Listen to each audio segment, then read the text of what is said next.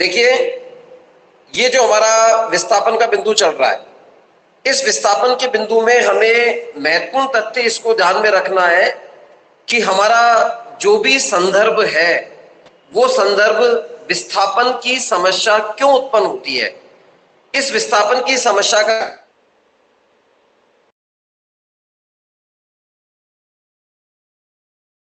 क्षेत्र विशेष के अंदर उस परियोजना का प्रयोग किया जाता है, तो उस परियोजना से हटाने की आवश्यकता पड़ जाती है, क्योंकि जो जो पॉपुलेशन ग्रोथ होगी, बढ़ने लगेगी, बिजली पानी परिवहन की आवश्यकताओं को पूरा करने के लिए हमें ऐसी स्थिति के अंदर ये जो परियोजनाएं होती हैं वहां बड़ी संख्या में लोगों को विस्थापित होना पड़ेगा। यहां पंजाब का आंकड़ा नांगल परियोजना, जो कि एक बहुत बड़ी परियोजना थी, जलमग्न हो गया था। वहां लोगों की रोजी रोटी के लिए पर जाकर वो बसने के लिए बाध्य हो गए। उत्तराखंड की यदि हम बात करें तो भागीरथी गंगा पर बनने वाला जो एशिया का सबसे बड़ा बांध था, जिस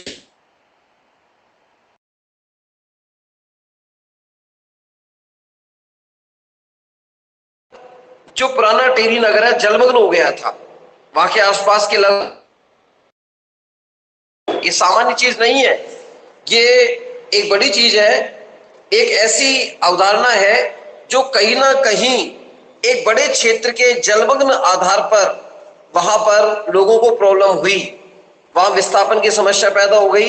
यह सच है कि टिहरी नगर के लोगों को बसाने के लिए वहां पहले से बड़े एक टिहरी नगर का निर्माण कर दिया गया, लेकिन वहां की संस्कृति बांध के साथ ही डूब गई। इसीलिए लोग इसका विरोध भी करते हैं। विस्थापन से आप लोगों ने बहुत सारे ऐसे महापुरुष एक्टिविशंस के नाम सुने होंगे। वो एक्टिविशंस वाले जो लोग होते हैं वो ऐसी चीजों का विरोध करते हैं। उनका आधार क्या होता है कि बांध और जलाशय बनेंगे, ठीक है, लेकिन वहां हजारों निवासियों को उस गांव छोड़ के जाना पड़ेगा, क्योंकि वहां पर उन लोगों के लिए वहां रहने की व्यवस्था नहीं हो पाएगी। वो लोग रोजगार के क्षेत्र में पिछड़ जाएंगे। ऐसी स्थिति में एक उदाहरण उत्तरांचल का दिया जा सकता है, जहां शारदा सागर और नानक सागर का जो निर्माण हुआ, वहां एक बहुत बड़ी भूमि इन परियोजनाओं के अंदर चली गई। मध्य प्रदेश में सरदार सरोवर बांध तथा बरकी बांध से उत्पन्न होने वाला विस्थापन विकास की क्रूरता को स्पष्ट करता है। यहां इसका उल्लेख किया गया कि नर्मदा नदी के किनारे बनने वाले सरदार सरोवर बांध की लंबाई 120 किलोमीटर तथा इस बांध की दीवार की ऊंचाई लगभग 455 फीट है। आरंभ में बांध के कारण शूलपाण, बड़गांव, मणिबेली, जल सिंधी, हरसूद तक के गांव धीरे धीरे पानी में डूबने लगे, जबकि बांध के पूरा होने तक इस क्षेत्र के 282 गांवों के लोग विस्थापित हो चुके थे। अब आप देखिए कितना बड़ा आंकड़ा है ये सरदार सरोवर बांध। आज हम इसके निर्माण पर अपने आप को गर्वित महसूस करते हैं, लेकिन आप सोचिए उस बांध को बनने के लिए 282 व्यक्तियों की बात नहीं हो रही, 282 गांव के लोगों को, जो कि लाखों की संख्या में विस्थापित हो गए। पिछले सैकड़ों वर्षों में सुख शांति के साथ जीवन बिताने वाले हरसूद क्षेत्र के लोगों ने लगभग जुलाई 2004 तक सरकार द्वारा जबरदस्ती इस क्षेत्र से उन्हें हटा दिया गया। इन लोगों के पास छनेरा क्षेत्र एक है, वहां मुआवजा देकर उनका पुनर्वास किया गया, लेकिन हरसूद की संस्कृति पूरी तरह इस विकास के कार्य में नष्ट हो गई। ऐसी स्थिति में जो इसका जो आधार बना नष्ट होने का, वो बड़ा क्रूरता का उदाहरण देता है, जबरदस्ती लोगों को हटाने की बात करता है। और हरसूद एक ऐसा स्थान है मध्य प्रदेश का जहां पर एक अलग प्रकार की संस्कृति थी, उपजाऊ भूमि थी, जंगली संपदा प्राकृतिक संसाधन थे, आज वो पूरी तरह समाप्त हो चुके हैं। दूसरा उदाहरण आता है मध्य प्रदेश के जबलपुर नगर में 20 किलोमीटर दूर बरगी नामक स्थान पर नर्मदा नदी के पानी से रानी अमतीबाई बरगी बांध का निर्माण हुआ। इसका उद्देश्य था किसानों को सिंचाई के लिए पानी देना और बिजली का उत्पादन करना। लेकिन 162 गांवों के लाखों लोगों को विस्थापित होना पड़ा, जिनमें से एक बड़ी संख्या गोंड आदिवासियों की थी। तो यहाँ बहुत बड़ी समस्या क्या आ रही है कि हमारी जनजातीय संस्कृति भी इन विस्थापन की समस्याओं से ग्रसित है। जो आदिवासी लंबे समय से जंगल के संसाधन और खेती के द्वारा आजीविका को उपार्जित करके सुखी जीवन बिता रहे थे, बरकी बांध के कारण उन्हें अचानक अपने मूल स्थान से हटाकर दूसरे स्थानों पर बसने के लिए बाध्य कर दिया गया। आज इनमें से अधिकांश लोग बेरोजगारी और कुपोषण का शिकार हो गए हैं।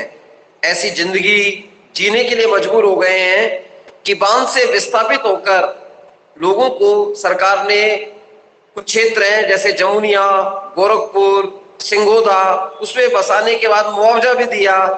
लेकिन इन विस्थापित लोगों के अंदर अधिकांश व्यक्ति या तो जबलपुर शहर में रिक्शा खींचने के लिए मजबूर हैं या छोटी मोटी मजदूरी के माध्यम से जीवन यापन कर रहे हैं, आसपास के क्षेत्रों में अपमानित जीवन बिताने के लिए बाध्य हैं। इस दशा में ये बहुत बड़ी चुनौती है और सवाल भी उठता है, क्या हम इस दशा को विकास कह सकते हैं? देखिए, ठीक है, हमने किसानों को पानी देने के लिए बांध बनाया, हम वहां बिजली भी पैदा कर रहे हैं, लेकिन आप देखिए इस विकास के क्रूर हाथों से लाखों लोगों के गले दब रहे हैं। लाखों लोग आज रिक्शा खींचने के लिए मजबूर हैं, छोटा मोटा काम धंधा करने के लिए मजबूर हैं और उन्हें 2 वक्त की रोटी भी नहीं मिल पाती। पंजाब, उत्तरांचल, मध्य प्रदेश के अतिरिक्त अगर हम और इसको ध्यान आकृष्ट करें तो उत्तर प्रदेश, राजस्थान, उड़ीसा, कर्नाटक में बनने वाले बांधों के फलस्वरूप करोड़ों लोग विस्थापित हुए। इनमें सबसे अधिक हानि उन लोगों को होती है जो मुआवजे की राशि 1-1.5 वर्ष में समाप्त करके जीवन भर के लिए बेरोजगारी का शिकार हो जाते हैं। सरलता से हम इस विकास की त्रासदी को समझ सकते हैं। देखिए, इस उदाहरण में जो बांध और जलाशय बन रहे हैं, ये कहीं ना कहीं हमारे विकास के नाम पर तो ठीक लगते हैं, लेवल अच्छा लगता है, लेकिन इसके पीछे लाखों विस्थापित लोगों के आंसू और दर्द भी छिपे हुए हैं। प्रॉब्लम ये नहीं है कि इनको समस्या मिलती है, प्रॉब्लम ये है इनकी जीवन शैली, संस्कृति समाप्त हो गई है। मैं जयपुर का उदाहरण दूंगा। जयपुर से अजमेर जो 4 लाइन रोड है, इसको गवर्नमेंट ने 6 लाइन में चेंज करने का विचार बनाया और 6 लाइन जब बनाई गई तो दोनों तरफ दाईं और बाईं की जो पट्टी थी उनको अपने खेत होना पड़ा। मुआवजे के नाम पर सरकार ने लाखों रुपए दे दिए। अब आप सोचिए, किसी के पास कहता है कि ना, और पैसे को बचाना बहुत बड़ी बात है। लोगों ने महंगी महंगी गाड़ियां खरीद ली, जुआ खेलने लगे, शराब पीने लगे और 1-2 साल में सारा पैसा जीरो हो गया। हाथ से जमीन भी चलेगी, पैसा भी चला गया। आज वो स्थिति क्या है, उसी सड़क के निर्माण में वो लोग मजदूरी का काम कर रहे हैं, गड्ढे खोदने का काम कर रहे हैं, जबकि वो मालिक थे। तो ये बड़ी विडंबना है कि इस तरह विस्थापन का जो दुख था वो अनियंत्रित सामाजिक समस्याओं में वृद्धि भी कर पाया। दूसरा बिंदु है औद्योगिक विकास। औद्योगिक विकास के लिए आजादी के बाद नए नए कारखानों का निर्माण हुआ, उसकी वजह से हजारों लाखों लोगों को विस्थापित होकर जाना पड़ा, जो कि समाज के सामने एक गंभीर चुनौती है। या उड़ीसा का उदाहरण दिया जा सकता है कि उड़ीसा के संबलपुर जिले में एक पात कमाल नाम का क्षेत्र है, वहां भारत एल्युमिनियम कंपनी के द्वारा एक बड़ा कारखाना बनाया गया। बहुत बड़ी क्षेत्र में आदिवासी जनसंख्या अपनी आजीविका और निवास के लिए तरस गई, क्योंकि जंगल समाप्त हुए और जंगल में वो लोग रहते थे। और यह क्षेत्र गंधवर्धन पर्वत के चारों ओर का वह क्षेत्र है जो जीवनदायिनी जड़ी बूटियों के लिए विख्यात था। ये जड़ी बूटियां आदिवासियों की आजीविका का स्रोत थी और सरकार के द्वारा आदिवासियों को मुआवजे की राशि तो दे दी गई, लेकिन आप सोचिए वो अमूल्य जड़ी बूटियां वहां से समाप्त हो गई, रोजगार की उनकी कोई व्यवस्था नहीं रही। यह तो एक उदाहरण है, लेकिन अगर हम विस्तृत रूप में देखें तो छत्तीसगढ़ के भिलाई नगर में, जमशेदपुर के टाटा नगर में और सिंदरी के खाद के कारखानों में जो विस्थापन की गंभीर समस्या पैदा हुई, उसके बारे में तो हम कल्पना भी नहीं कर सकते। देश के विभिन्न क्षेत्रों में विभिन्न खनिज पदार्थों का उपयोग करने के लिए स्थापित होने वाले अधिकांश कारखाने इसी तरह की दशाएं पैदा करते हैं। बिजली के भारी संयंत्र बनाने वाले कारखाने, तेल शोधक संयंत्र, कपड़ा, चीनी मिल, सीमेंट, लोहे के कारखाने, जो एक क्षेत्र विशेष की आवश्यकता होती है, लेकिन कारखानों के मालिक धीरे धीरे ग्रामीण लोगों की जमीनों को खरीदकर ऐसी दशाएं पैदा कर देते हैं कि उन्हें बड़ी संख्या में विस्थापित होकर उन्हीं कारखानों में मजदूरी के रूप में कार्य करना पड़ता है। सच तो यह है कि हम बड़ी मात्रा में उत्पादन करने वाले प्रत्येक कारखाने के बीच ग्रामीण दस्तकारी में लगे हुए बड़ी संख्या में लोगों को विस्थापित और बेरोजगार कर देते हैं। देखिए, औद्योगिक विकास एक अच्छा मुद्दा हो सकता है, लेकिन उस औद्योगिक विकास की आड़ में लाखों लोगों को विस्थापित होना पड़ता है, यह विस्थापन की समस्या है। तीसरा बिंदु है सड़कों का निर्माण। विकास से जब होता है तो ये कहावत कही जाती है कि अगर किसी देश में सड़कें बनी हुई हैं तो ये विकास का मेरुदंड है, रीढ़ की हड्डी है।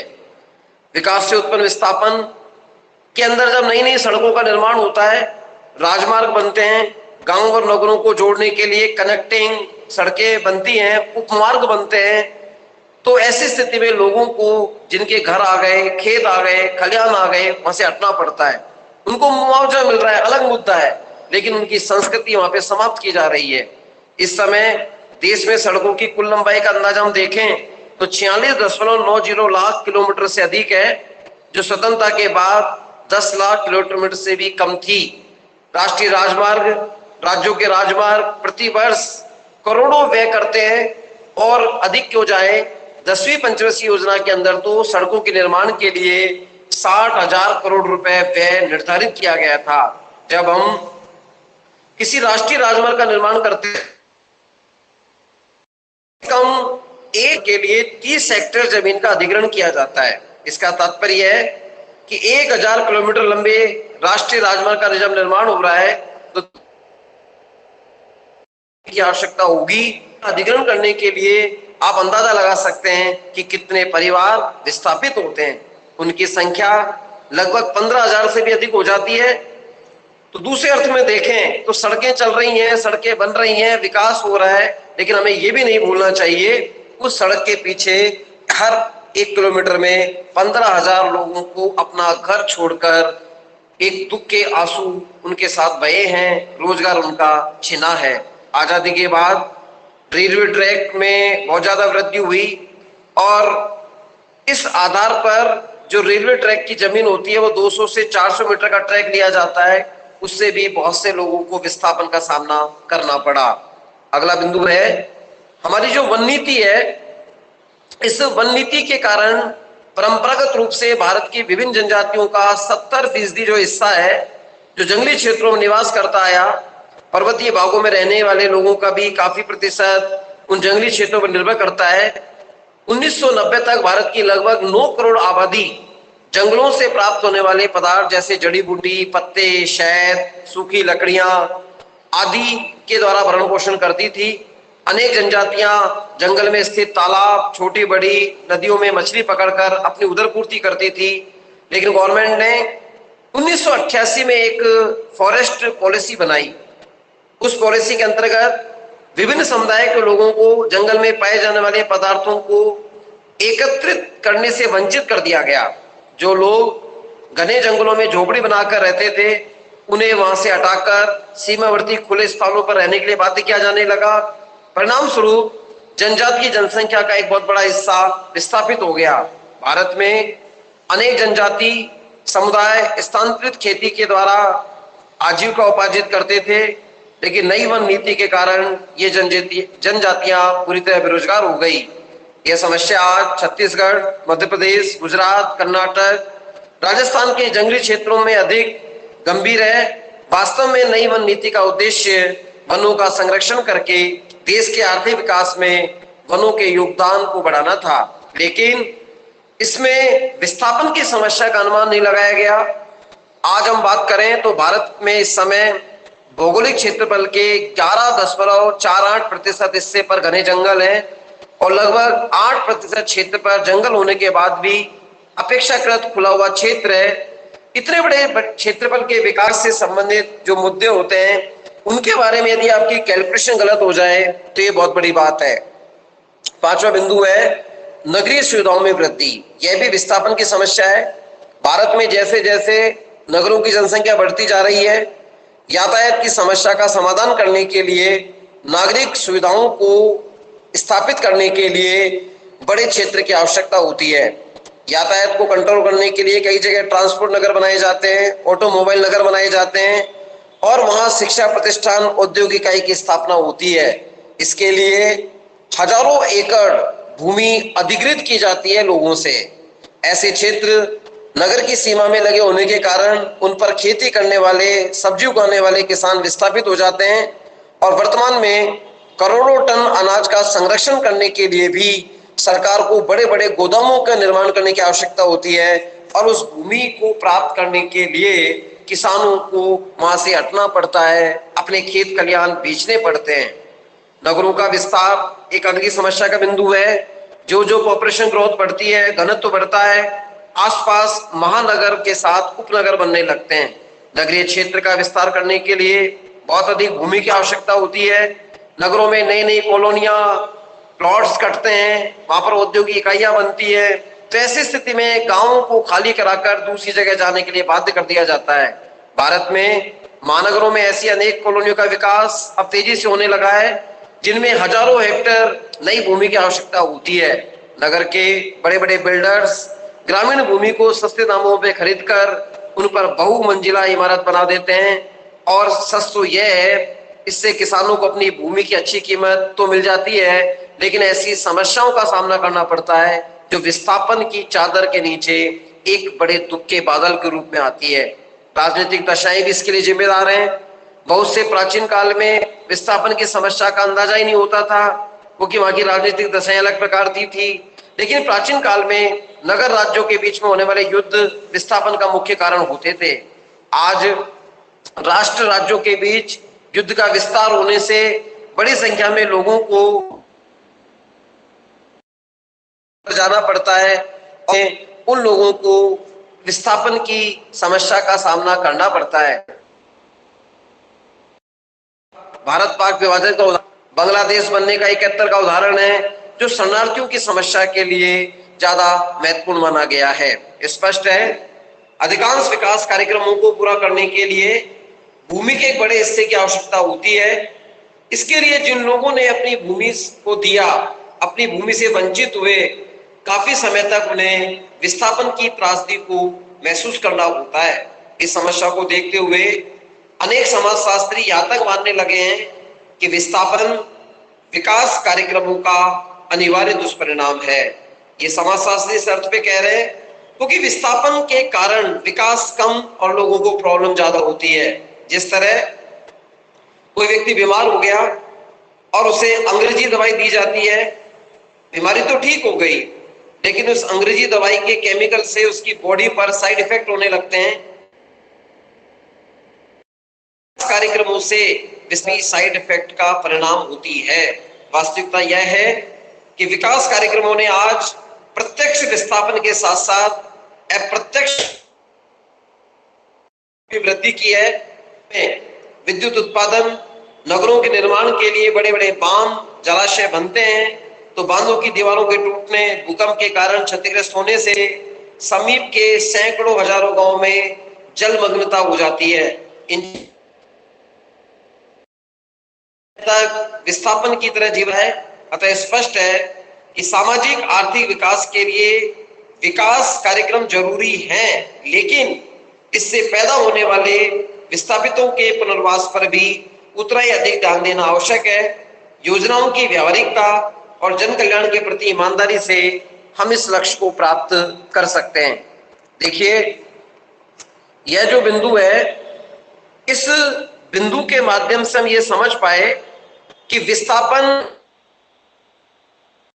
इसी प्रकार है जैसे कोई व्यक्ति और उसने दवाई ली अंग्रेजी दवाई से वो ठीक तो हो गया, लेकिन पता लगा कि उसकी बॉडी में ऐसे केमिकल चले गए कि उसको एलर्जी के रूप में खुजली होने लगी। विस्थापन भी ऐसा ही है। सरकार ने बड़े बड़े बांध बना दिए, नगरों का विस्तार कर दिया, किसानों की उन जमीनों को कम मुआवजे में खरीद लिया। अब आप सोचिए कि वो जन समुदाय जो खेती बाड़ी करता था वो कहाँ जाएगा। नगरों का विस्तार हो गया, नगरीय सुविधाएं उसको मिल नहीं रही और वो दर दर की ठोकरें खाने के लिए मजबूर है। वो उन्हीं शहरों के अंदर मजदूरी करता है। ऐसी स्थिति में विस्थापन कोड़ में खाज का काम करता है। ये कुछ ऐसे दुष्परिणाम थे जिसमें चाहे जलाशय हो, चाहे नगरों का विस्तार हो, चाहे कल कारखानों का विस्तार हो, अन्य कोई मुद्दे हो, लेकिन विस्थापित व्यक्ति का दुख वही समझ सकता है जिसने अपनों को खोया है, अपने संसाधनों को खोया है। एक उदाहरण है, जब हमारे घर में कोई आंगन में पीपल का पेड़ लगा हो, हम उसके चारों इर्द गिर्द खेलते रहते हैं। किसी दिन उस पेड़ को काटने की बात आती है तो हमारा हृदय पसीज जाता है कि अरे इस पेड़ के साथ हमारी यादें जुड़ी हुई है। अब आप सोचिए, जिस आदमी ने 3 पीढ़ियां किस घर में निकाली हो और अचानक कह दिया जाए कि भैया यहाँ से खाली कर, यहाँ पे सड़क बनेगी, उसके साथ क्या बीतती होगी। अगर आप इस चीज को फील कर पाए तो निश्चित तौर पर विस्थापन के दर्द को समझ पाएंगे। ये विस्थापन की समस्या के कुछ तथ्य थे। मैं अगली क्लास में नए बिंदुओं के साथ पुनः आपके सामने उपस्थित रहूंगा। आज के लिए मैं यही चाहता हूँ। नमस्ते।